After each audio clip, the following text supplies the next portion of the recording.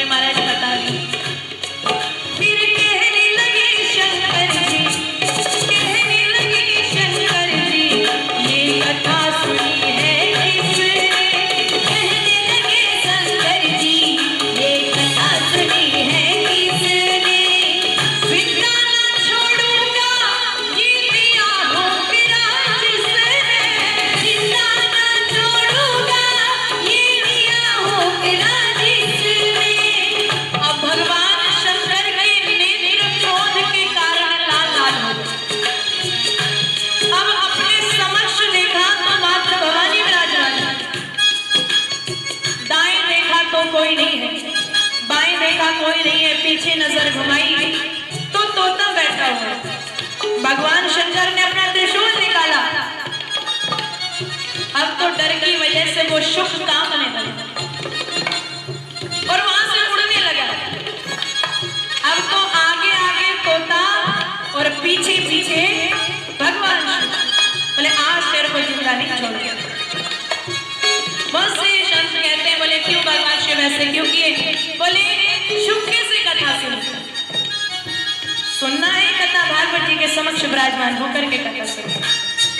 दूसरा पीछे बैठ करके कथा सुनी, पीछे बैठ के कथा नहीं सुननी चाहिए।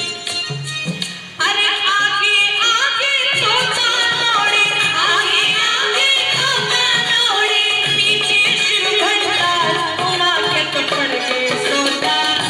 हो विराजी रहा तोता, उमा के पड़ गए सोता। हो विराजी रहा तोता। ये तोता डर की वजह से उड़ते उड़ते आया। कैलाश पर्वत से नीचे वेद व्यास जी की पत्नी है मां विटिका देवी, जिनको कोई संतान नहीं थी। अपने स्वामी को कहती है महाराज कोई संतान नहीं है, क्या करूं? बोले ईश्वर की कृपा है, इच्छा होगी तो घर में संतान होगी, नहीं तो नहीं।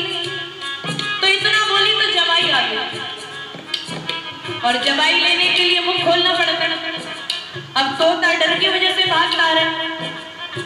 अब तोता डर की वजह से सूक्ष्म रूप बना लेता है, यानी छोटा रूप बना लेता है।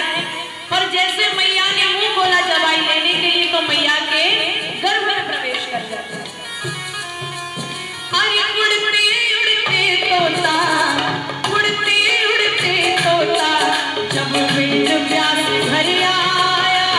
उड़ते उड़ते तोता, जब वेद व्यास घर आया। वेद व्यास की पत्नी के गर्भ में जाए समाया। वेद व्यास की पत्नी के गर्भ में जाए समाया। वेद व्यास की पत्नी के गर्भ में जाए समाया।